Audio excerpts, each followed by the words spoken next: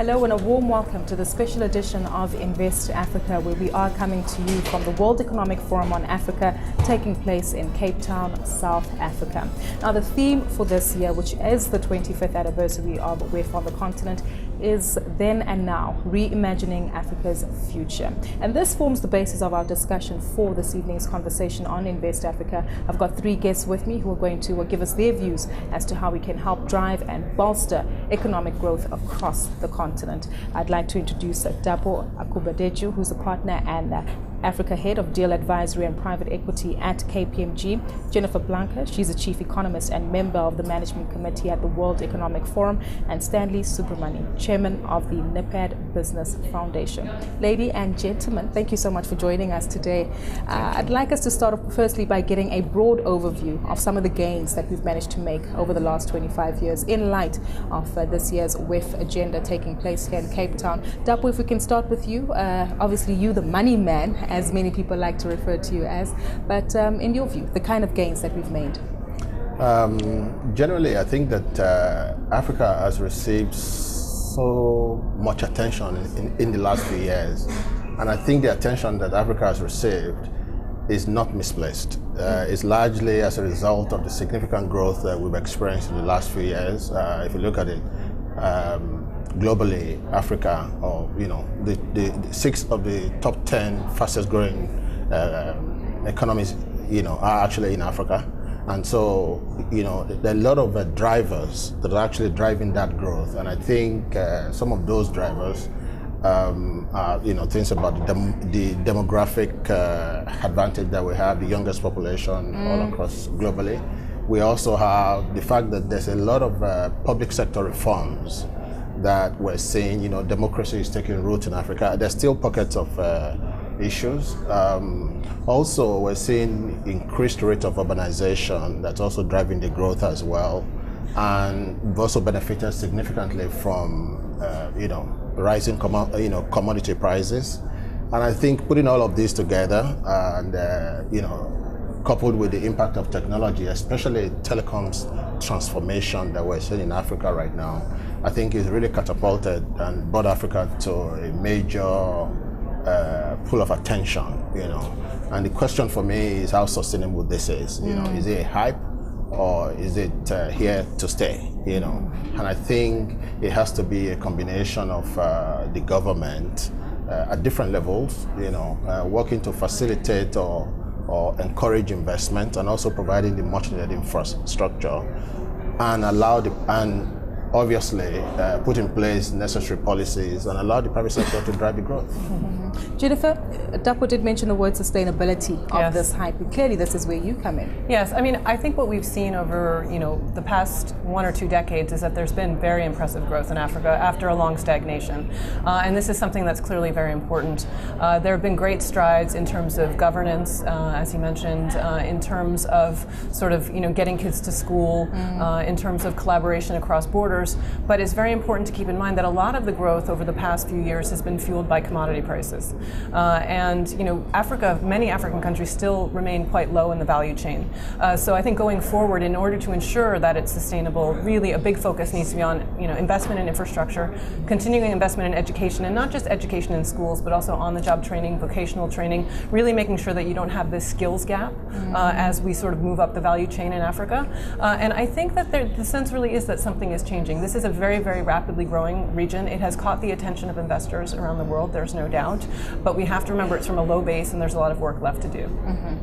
Stanley, you clearly have your eyes and feet on the ground over the last 25 years. In light of what both of your colleagues have said, the key highlights of this progress over the last 25 years. Well, thank you, Gugu, and good evening. I think if you take Africa back 25 years ago, 1990, the world was a different place.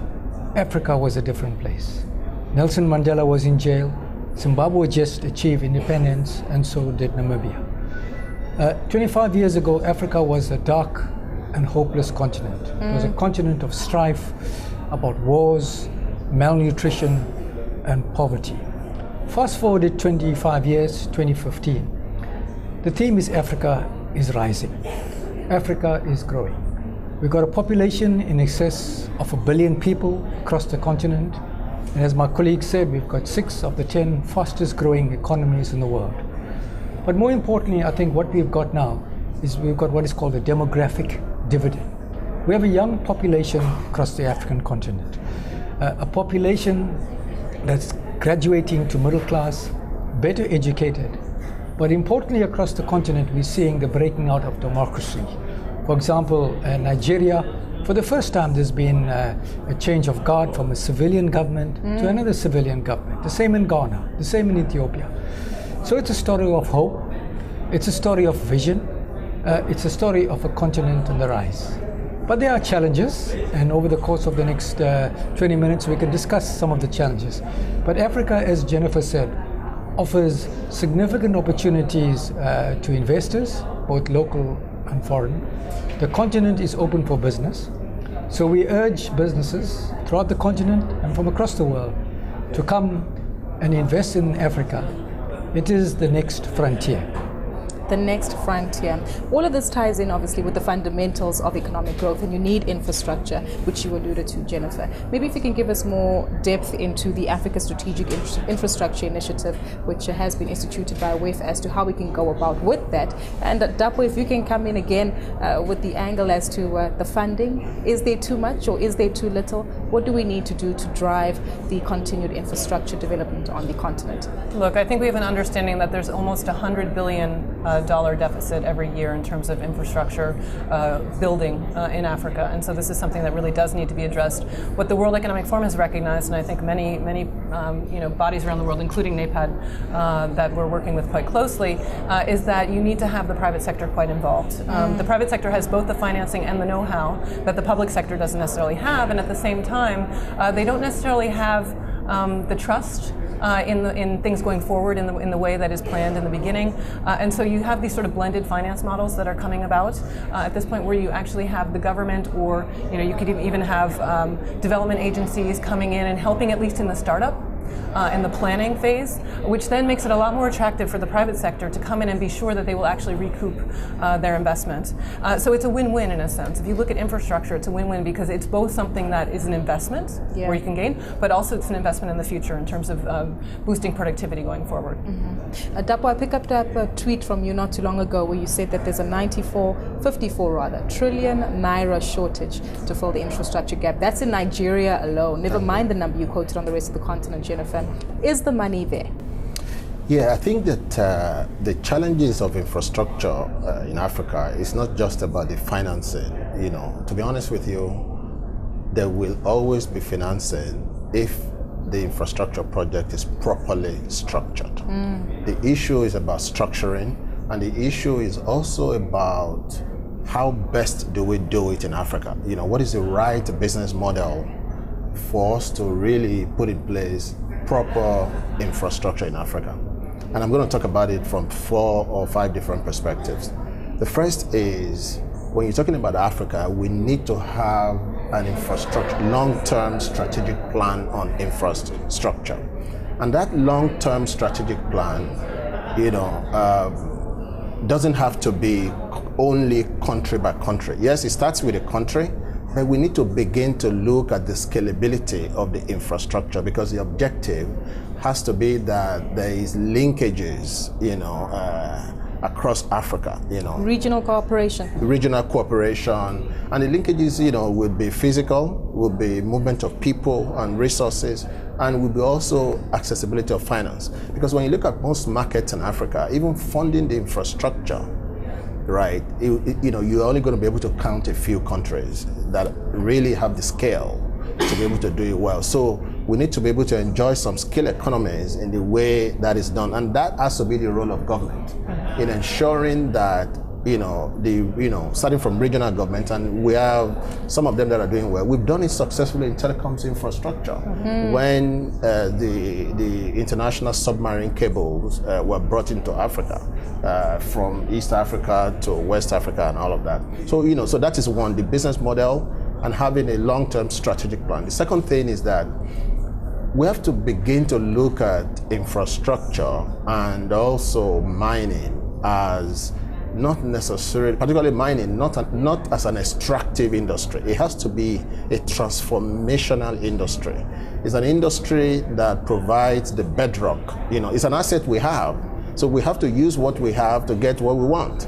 The model about, China, Chinese government coming into Africa to embark on pit-to-pot projects without really bringing in the local community to enjoy the wider and broader benefits of this, we have to relook at that again. When you build a rail line, 4,000-kilometer rail from the port to the pit, how do you ensure that the local community connect with that? How do you ensure that we use that same infrastructure to benefit the agri community? And I'm going to use the example of Nigeria in the financing. You look at it, just a few years ago, we introduced a defined contributory pension scheme, all right? When you look at that scheme in itself, it's created a culture of savings, contributions from employees and also from employers. Fast track 5 years after, we've amassed such a huge amount of fund. But at the moment, or just shortly before now, the only investment outlet for that fund is restricted to, listed entities. All right? How could we have amassed so much fund and we're not using it to a catalytic effect? All right. So now, what the Nigerian government has done, at least, is to allow about 10% of that fund to be used for investment in infrastructure and private equity, 5% each. Just recently as well, they've now recently allowed that fund to be used as a security for mortgages. Because in Africa, we have got no mortgages, Then the fourth point and the last point is with respect to infrastructure is oftentimes what lacks, the demand is there. If you go to Lagos, it's huge traffic. You go to many places, it's traffic. So the problem is going to be, how does government put in place a proper regulatory framework to ensure that even when private sector participation comes in, there's transparency in the procurement, there is effective monitoring of the standards, the service level agreements that have been agreed. The issue about continuity of project would not be a problem. So when successive governments come in, they are coming in within the framework of a framework that has, structure that has already put in place. So I think those are the areas. And develop their own. You're quite right. You've mentioned quite a few areas which we will delve into. Obviously, the regional cooperation as well as government framework. How investors need to react to this. We're going to take a short ad break for now, but we will return right after this break.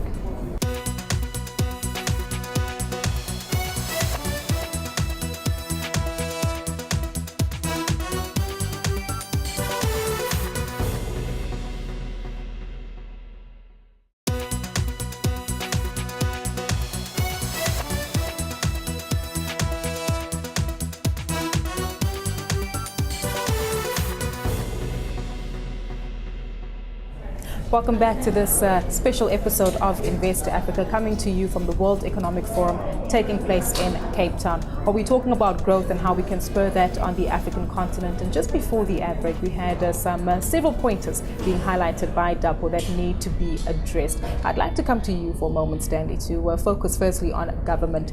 You obviously interact with them quite a bit, but represent the private sector to a large extent. Are African governments making it easy for the money, the regional integration, for the mindset of this consumer to actually change on the continent? Well, thank you, Gugu. Firstly, let me just say that Africa is poor because Africa is expensive. It's very expensive to do business across the African continent. A simple example, it takes you 68 days to get a generator from South Africa to Lubumbashi. So clearly that is a cost to business. And so we talked before the break about infrastructure, and Jennifer correctly points out that the infrastructure deficit per year is $100 billion. You take it over 10 years, that's $1 trillion of infrastructure deficit. So African governments have come together through the auspices of the African Union, and we've crafted a vision called Agenda 2063. It's a 50-year vision to put Africa on a path of sound, sustainable economic development. And key to this whole infrastructure push is a program called PIDA, the Program for Infrastructure Development across the African continent. And as we said before, there's no shortage of money in Africa, and there's no shortage of money across the world. What we do have is we have a shortage of bankable projects. Investors will put the money in, provide there's a relationship between the risk and the reward. And as we say, Africa gives you very rich rewards. One needs to manage the risk. So infrastructure across the continent is key to unlocking the potential. As you travel across the continent, all roads leads to the port. Yeah. So what we do is that our economies are designed to basically dig the dirt out of the ground, Absolutely. put them on a train, put them on a ship, and export them. Yeah. And then we import the finished product. So what we do in the continent is that we export wealth and we import poverty. We export wealth and we import poverty. So part of Agenda's 2063 vision is to beneficiate, is to make sure that we re-industrialize, that we manufacture, that we create jobs. And key to this whole thing is intra-Africa trade. One of the problems we have across the African continent is that intra-Africa trade is a mere 12%. So as Africans, we not trade amongst ourselves. We continue to trade with our colonial masters. So key to the whole thing is to look at cross-border. How do we move seamlessly across borders, people and goods? We've got to be looking at a continental free trade agreement. It's absolutely essential. Essentially, I think at some point in time, we've got to be looking at an African Union passport, where it's easy for my colleague from Nigeria to come to South Africa, and for me to go from South Africa to Nigeria. That's the only way you can become globally competitive. The world is becoming a very small place. The world is becoming very competitive. And unless we drive the cost of business down, we simply are not going to be competitive. So part of the infrastructure play is to make sure we put Africa on a competitive edge. Absolutely. Competitive. Jennifer, to come to you on this one, I think it was a 2013-2014 World Competitiveness Report where 5 of the top most competitive economies, not one single African country was represented on that list, unfortunately. To go back to the points that were mentioned by both Dapo and Stanley, we need to clearly cultivate certain sectors in our African economies which don't just simply export expensively and import poverty. How do we do that? How do we make African economies more competitive? Right. I mean, I think there are a few things to keep in mind here. I mean, you have a couple of large economies such as Nigeria, such as South Africa, but I mean, just to echo the comments about regional integration, that's going to be critical no matter which sector you're talking about, because each of these small economies can't compete on their own. Not when you start moving beyond the sort of digging the stuff out of the ground and sending it on. So I think certainly regional integration will be part of it, but then if you look at the sort of forward and backward linkages that you want to sort of get involved in, I mean, clearly some of them are going to be sort of in Botswana in terms of, how do you cultivate the diamonds after you've actually pulled them out, marketing, and a lot of this is starting to happen, and things of that nature. But I think also, as well as, agriculture, which is going to be important in terms of continuing to improve. I mean, everybody sort of neglects that, but there's still 50% of Africans who are working, and 50% of Africans who are still working in that sector. So we have to remember that. But I think it's very important to recognize that Africa is moving very much into services. So it's a lot of the services sectors that will be very important. And it sort of echoes what was just mentioned in terms of, cross-border movement, in terms of tourism. Tourism has a huge potential in Africa, and many countries are just not actually benefiting from that. One of the things that we've been working on quite closely is the possibility of having a single visa for Africa. And this will be something that will make it much easier for people to come and benefit and experience all of Africa, or at least large parts of Africa. And so I think, clearly there's areas in manufacturing that you can move up and down the value chain, or hopefully up the value chain, but in services, I think we should not neglect that. And African economies really need to be looking at how to move into these. We are still global players, though, even though we need to compete amongst ourselves as Africans and obviously on the global stage. But what does this mean about the relationship that we need to change, Dapo, with the rest of the world, especially the Chinese participants who, as we've mentioned in this discussion, are very active when it comes to putting their money into the continent, but maybe unfortunately taking it back to their own banks and developing and earning some kind of reward on their risk there. What needs to change in our trade relations with maybe the West, the East, and even our European peers? I think that the point made earlier is very potent about the need for regional integration and cooperation, and to significantly increase the intra-Africa trade, because that will enable us, first of all, to ensure that we're globally competitive in areas where we have very strong competitive advantages. You know, you look at Ghana, for instance, and Ivory Coast.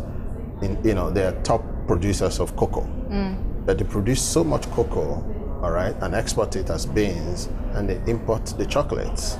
So the question about how we force the successful execution of value chain strategies in Africa is critical. Number two is that, we talk about reforms, and I think that there might be a need for a slight change in the way that African governments implement reforms, public sector reforms. And what I'm leaning towards is that we tend to focus on reforms from purely sector perspective. That's not going to achieve a lot of mileage. And the reason I'm saying that is very, very simple.